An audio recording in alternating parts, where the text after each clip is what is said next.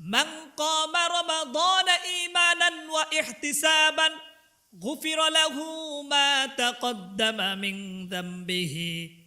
নবীজি বলেন, যে ব্যক্তি রমজান মাসে কিয়ামুল লাইল করবে, অর্থাৎ রমাদান মাসে তারাবির নামাজ আদায় করবে, মান কামা রমাদান ঈমানান ওয়া ইহতিসাবান, যেই ব্যক্তির ঈমান আছে এবং সওয়াবের আশায় কেউ যদি রমজান মাসে তারাবির নামাজ আদায় করে, গুফিরা লাহু মা তাকদ্দামা মিন যামবিহি, তার পিছনের সব গুনাহ মাফ করে দেওয়া হবে।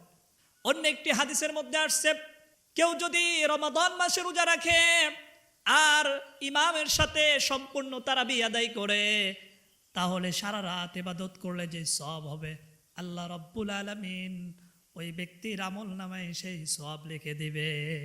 সারা রাত নামাজ পড়লে যে সওয়াব হবে, আপনি যদি ইমামের সাথে পরিপূর্ণ তারাবির নামাজ আদায় করেন, এর সওয়াব আপনি পাবেন।